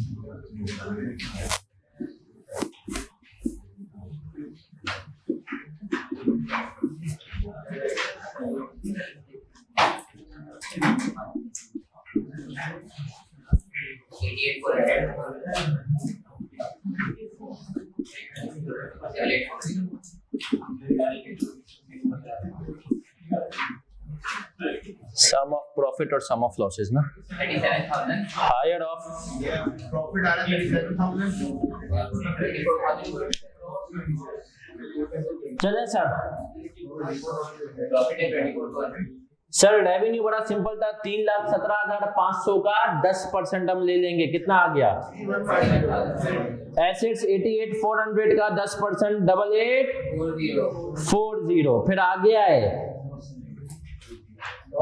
हमने कहा सर प्रॉफिट और प्रॉफिट आ रहा है loss, higher of sum of profit कितना है? 22,900 किस किस में प्रॉफिट है? सी, ई और एफ। कितना है प्रॉफिट? 24,200 तीनों का मिला के, और सम ऑफ 37,000, ऐसा ही है। तो हमने कहा higher of sum of profit और सम ऑफ लॉसेस। तो हमने कहा लॉसेस का सम लेंगे, साइन को इग्नोर करेंगे। 37,000 डिवाइड इनटू कितना हो गया? 3,700। चले सर 3,700 हो गया। तो अब हम बढ़ेंगे आगे, ए बी सी और सी डी ई एफ तक है ना sir? Sir A B C D E F revenue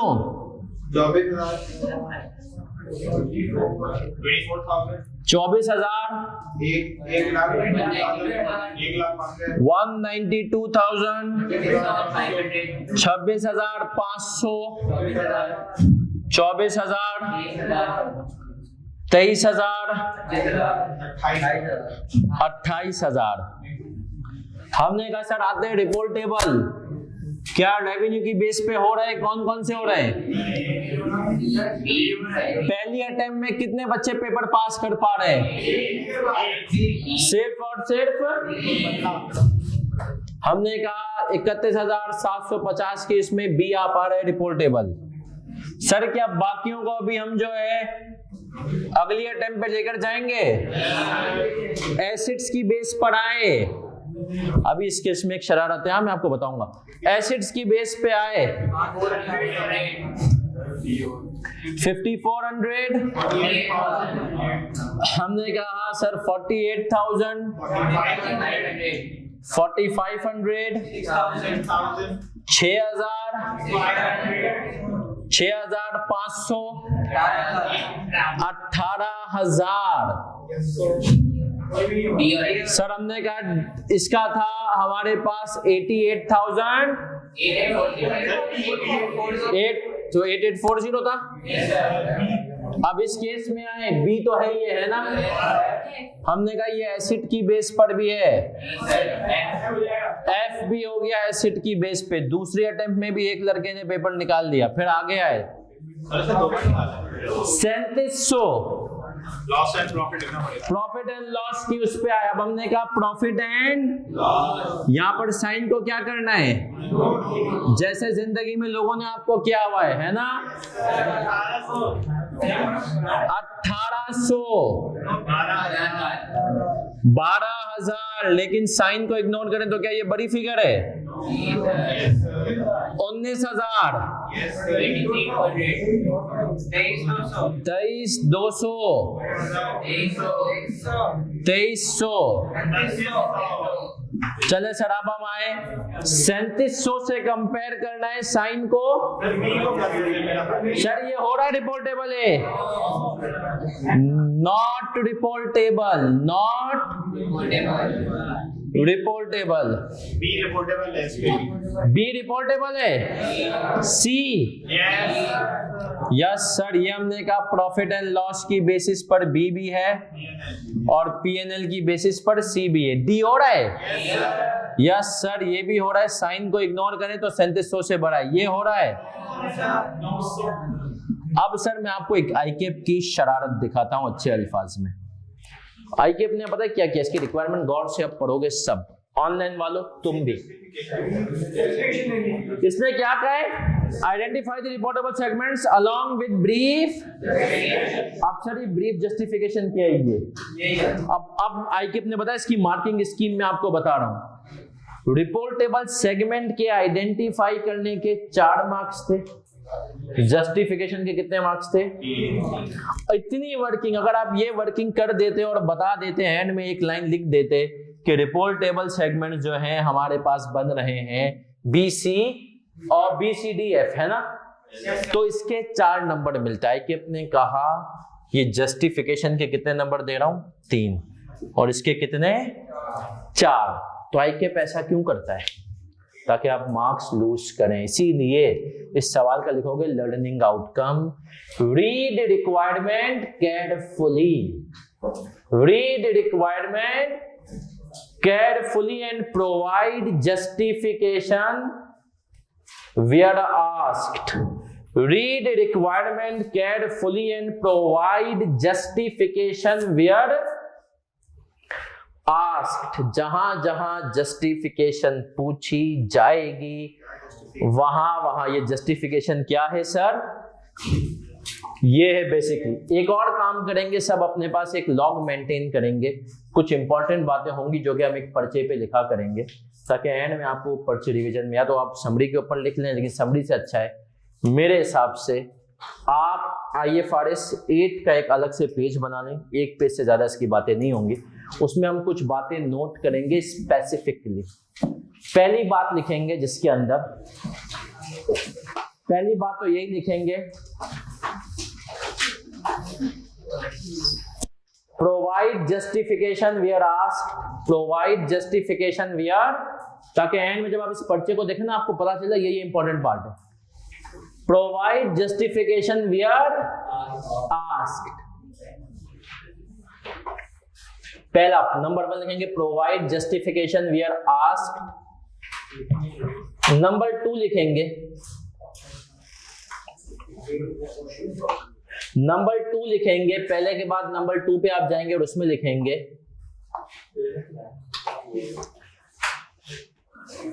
10% means exactly 10% or more. 10% means exactly 10% or more, comma 9.99%, 9.99%, ये कॉमा के बाद लिखेंगे 9.99% is not 10%, is not 10% for IFRS 8 purposes, for IFRS 8 purposes। 10% का मतलब 10% ही है, बिल्कुल पूरा।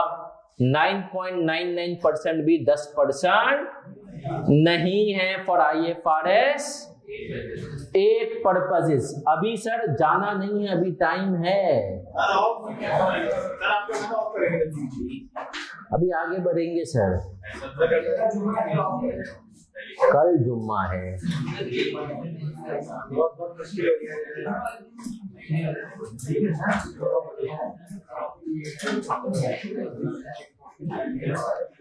चलें सर, अब हम कुछ MCQs की तरफ बढ़ेंगे। कुछ MCQs हैंड आउट में ही मौजूद है, लेकिन वो जरूरी भी हैं आपके लिए। सर क्यों जरूरी है? इसलिए जरूरी है क्योंकि हम MCQs नहीं करेंगे तो आगे कैसे बढ़ेंगे।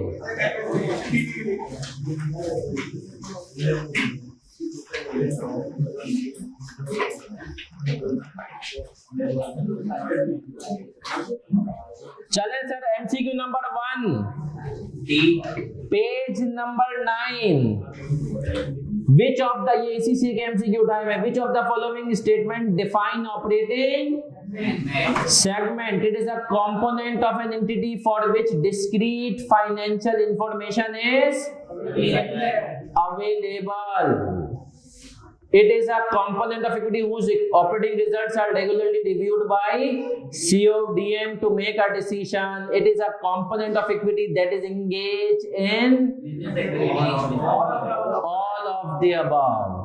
अब आंसर ये जो अगला एमसीक्यू है ना, ये यकीन मानो कहीं भी आईएफआरएस में नहीं लिखा हुआ, लेकिन एसीसी क्या है, बहुत अच्छा है, तुम जिसको हल्का समझते आए हो। इसके आगे लिखा हुआ भी है लास्ट डे रिवीजन का मतलब क्या है? आखिरी दिन। देखिए सारे एमसीक्यू आपको आखिरी दिन नहीं देखने, आपके पास इतना टाइम नहीं है, क्लास में ही सीखेंगे स्टडी स्मार्ट। तो आपने क्या करना है, आपको जिसको मैं कहूंगा ना मार्क कर ले लास्ट डे रिवीजन, उसी को आपने आखिरी दिन, इसको अपने पास भी नोट कर ली, बल्कि लिखा हुआ भी है, क्योंकि ये पेपर में आईके दे सकता है, क्योंकि ये डायरेक्ट एमसीक्यू नहीं है, आईएफआरएस है, इसमें थोड़ा सा आपका कॉमन सेंस लगेगा। भाई कुछ तो मुश्किल हो, इतना आसान थोड़ी हो सकता है। आ जाए, if an entity that is not required to apply this IFRS, भाई एक ऐसी एंटिटी जिसको आईएफआरएस को अप्लाई करना नहीं है जरूरी, पब्लिक, अनलिस्टेड और प्राइवेट, पढ़ा है ना हमने कि लिस्टेड और अबाउट टू बी लिस्टेड होगा, उसकी बात कर रहा है। chooses to disclose information about segments that does not comply with this IFRS, it shall describe the information as segment information. एक ऐसी कंपनी जो कि इस IFRS को फॉलो करने की पाबंद नहीं है, अब वो डिस्क्लोज करती है कुछ इंफॉर्मेशन अपने, कुछ भी कर तो सकती है ना, बोला पाबंद नहीं है। देखो एक होता है पाबंद, आप बड़े हो गए, आप पे नमाज फर्ज है, सही है सर। अगर आप छोटे थे 7, 8, 9, 10 साल सही के थे, तब तक आपके ऊपर नमाज फर्ज, लेकिन पढ़ लेते तो मतलब एक अच्छी चीज थी, बच्चे की प्रैक्टिस में आती, तो वही है, पाबंद नहीं है। आप कंपनीज अनलिस्टेड कर ले तो सही है, बोला हम कर रहे हैं, लेकिन हम कुछ ऐसी इंफॉर्मेशन अपने पास डिस्क्लोज कर रहे हैं जो कि इस आईएफआरएस के मुताबिक नहीं है, जो कि इस आईएफआरएस के मुताबिक नहीं है। फॉर एग्जांपल देता हूं भाई, ये आईएफआरएस कहता है कि आप जो है ना ग्रॉस प्रॉफिट ना बताएं, अभी ग्रॉस प्रॉफिट भी बता रहे हैं, और कह रहे हैं हम उसको डिस्क्राइब करेंगे सेगमेंट इंफॉर्मेशन। क्या कर सकते हैं भाई? ये इसको यूं समझेंगे, सवाल पूछ रहे एक बच्चा जिसकी उम्र 10-11 साल है, बालिग नहीं हुआ अभी, वो नमाज पढ़ रहा है और कह रहे हैं मगरिब में 5 रकातें पढ़ूंगा, मगरिब में 5 रकातें पढ़ूंगा, और उसको कहूंगा कि मैंने बिल्कुल ठीक मगरिब पढ़ी है, क्या वो कर सकता है? नहीं सर, बट 5 फर्ज, वैसे 7 होती है, नफिल भी पढ़ लिया कर, 5 तो होती है, आ जाए, सही है सर। भाई एक बंदे ने कहा मैं 5 फर्ज पढ़ूंगा, एक बच्चे ने कहा मैं 5 फर्ज पढ़ूंगा, मैं छोटा हूं लेकिन मैं 5 फर्ज पढ़ूंगा। आप क्या कहोगे? भाई देख, तो तू एक्सरसाइज तो कर रहा है, लेकिन तूने नमाज, तो यही इसका जवाब क्या है? फॉल्स। अगर तुम पे ये आईएएस पाबंद तुम्हें नहीं कर रहा, फिर भी तुम इसको अप्लाई कर रहे हो, तो क्या करोगे? तमीज से अप्लाई करो जो हम कह रहे हैं, ऐसा नहीं कुछ भी इंफॉर्मेशन लगा कह दिए ये कौन सी वो है, सेगमेंट है, ऐसा ही है। नहीं, रुकें जरा,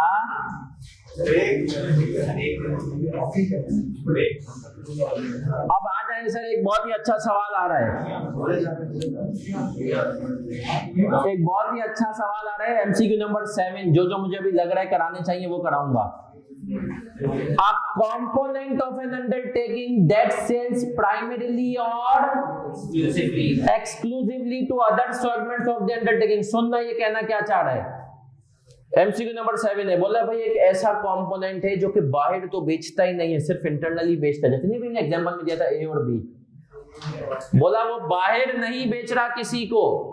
ऑटोमोबाइल ने कहा हमारी एक डिवीजन है जो मेहरान के दरवाजे बनाती है, मेहरान के दरवाजे हम मार्केट में नहीं बेचते हैं, वो सिर्फ डिवीजन दूसरी डिवीजन को बेचती है जो असेंबली करती है, उसकी बात कर रहा है।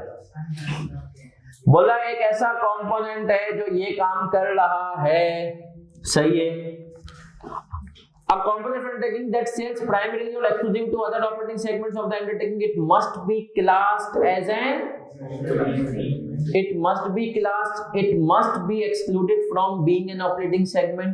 It is included as an operating segment if its managed that way. It is included in operating segment if the management so desires. About या एक का है इसका सी वाले का कह रहा है, it is included as an operating segment of the entity if it is managed that way. अगर इसी तरीके से कंपनी इसको मैनेज करती है तो होगा. अब ये भी तेरा एमसीक्यू है. अल्फा हो सकता है, इसने कहा अल्फा में कह रहा है it must be classed as operating segment. क्या जरूरी है ऑपरेटिंग सेगमेंट हो? It must be excluded. क्या एक्सक्लूड करना जरूरी है? It is included as an operating segment if the management desire. Management की डिजायर पे नहीं है. It is included as an operating segment if it is managed that way. अगर उसी तरीके से मैनेज होता है, क्राइटेरिया मीट होता है तो करेंगे, वरना तो इसका सही जवाब है चार्ली. चार्ली सही जवाब क्या है? सही जवाब है चार्ली. अभी नहीं रुके. एमसीक्यू नंबर 8 बहुत सिंपल है. MCQ number 8, N operating segment is a component of N undertaking. या एक को जब एमसीक्यू बनाने वाले को पैसे पूरे नहीं पड़ते तो यही काम करता है, ऐसे एमसीक्यू बनाता है. देखें, that engages in business activities from which it may earn revenues or incur expenses, whose operating results are regularly reviewed, for which discrete or which is taxed separately. 1 2 3 only. सही जवाब क्या है? बीटा. सही जवाब क्या है? बीटा. और जिसका जवाब है अदर देन. अब आए IFRS 8 शेल. अब एमसीक्यू नंबर 10 पे आ जाए. 9 को भी नहीं करेंगे, डिस्क्लोजर वाला है. एमसीक्यू नंबर 10 जिसको करते जाने हैं उसको मार्क करते जाएं. IFRS 8 shall apply to listed companies, any company reporting under IFRS, all other companies reporting.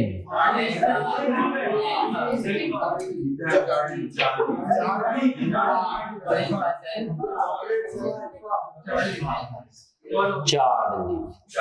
1 only. Charlie 1. जी बेटा, कोई सवाल आया? चलो सर, एमसीक्यू नंबर 11 बस ऑफ कर लें, टेंशन ना लें. बस एमसीक्यू नंबर 11 कर चुके हैं. नहीं अभी करेंगे, मतलब आप पहले किसी और सूरत में कर चुके. An operating segment may engage in business activities for which it has yet to earn revenues. For example, startup operation, and it will be reporting segment before earning revenues, may be reporting segment before earning revenues, will not be.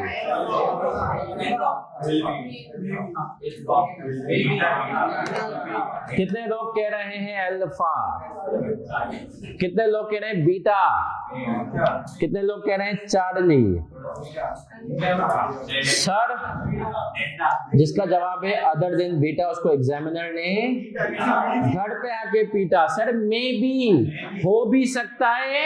Will का तो मतलब है लाजमी बना दो, चाहे बेशक उसका क्राइटेरिया मीट ही. तो हमने कहा सर 11 का आंसर क्या है? बीटा. 11 का लर्निंग आउटकम लिखो, इंग्लिश सही कर. क्या लिखोगे? इंग्लिश सही कर. एक और कर लें, एक आखिरी एमसीक्यू 13 भी कर लेते हैं फिर ऑफ पक्का. MCQ number 13, 2 or more operating segments may be aggregated into a, if aggregation is consistent with the core principles of the segments have similar economic characteristics and the segments are similar in each of the following respect. इनमें से कौन सा aggregation criteria नहीं है? आम अल्फाज में पूछे तो nature of product and service ये है, नेचर ऑफ प्रोडक्शन प्रोसेस ये भी है, टाइप और क्लास ऑफ कस्टमर ये भी है, मेथड यूज्ड टू भी है, रेगुलेट स्टाफ का नंबर। तो सही जवाब क्या है? डेल्टा। सही जवाब क्या है? तो सर क्विकली रिवाइज करते हैं आज की क्लास को। क्या पढ़ा हमने सर? आज की क्लास में शुरू किया स्कोप, रिवाइज किया लिस्टेड कंपनीज और companies about to be listed. कौन सी चीजें इसमें नहीं आएंगी? हमने कहा पब्लिक और प्राइवेट नहीं आएंगे और उनके एनुअल अकाउंट्स पे भी अप्लाई होगा और इंटरिम भी। अगर कंसोलिडेटेड अकाउंट्स और इंडिविजुअल अकाउंट्स साथ पब्लिश हो रहे हैं तो सिर्फ किस पे लगेगा? कंसोलिडेटेड। सर फिर आगे है, हमने कहा पहला काम ऑपरेटिंग सेगमेंट आइडेंटिफाई करो। ऑपरेटिंग सेगमेंट कौन होगा? जिसमें कितनी बातें होंगी? पहली बात ability to earn and expense, दूसरा CODM BOD रेगुलरली रिव्यू करता हो, तीसरा प्रॉपर अकाउंट फाइनेंशियल जो उसकी मेंटेन होते हो। यूनिलीवर ने कहा 41 है, हमने कहा रुको जरा।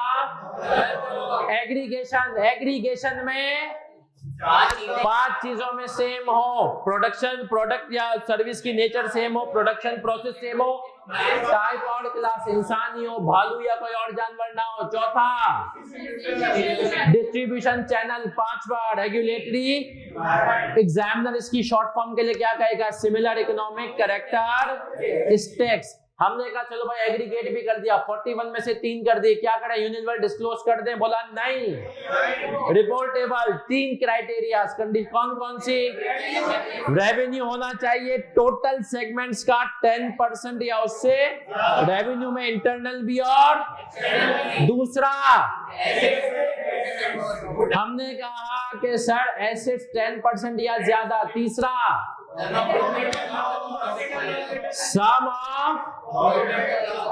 सम ऑफ लॉस, हाईएस्ट उठाएंगे दोनों में से। लॉस वालों को एक तरफ, प्रॉफिट वालों को दोनों का हायर उठाएंगे, 10% लेंगे और इंडिविजुअल सेगमेंट से कंपेयर करेंगे। और फिर हमने कहा साइन को इग्नोर करके। सही है सर? ये बेसिकली हमने सर आज तक की क्लास में पढ़ा, फॉर्मेट देखा, पेपर को कैसे लेके जाना है। 3 तरह के सवाल आता है, आइडेंटिफिकेशन, डिस्क्लोजर और एरर। कल की क्लास होगी इंशाल्लाह 3 बजे, टाइम होगा 3:15 तक मैं शुरू कर दूंगा। 3:15 से 5:30 तक इंशाल्लाह होगी कल की क्लास। कल की क्लास में ये टॉपिक इंशाल्लाह 80% तक खत्म। तो हम मिलेंगे कल।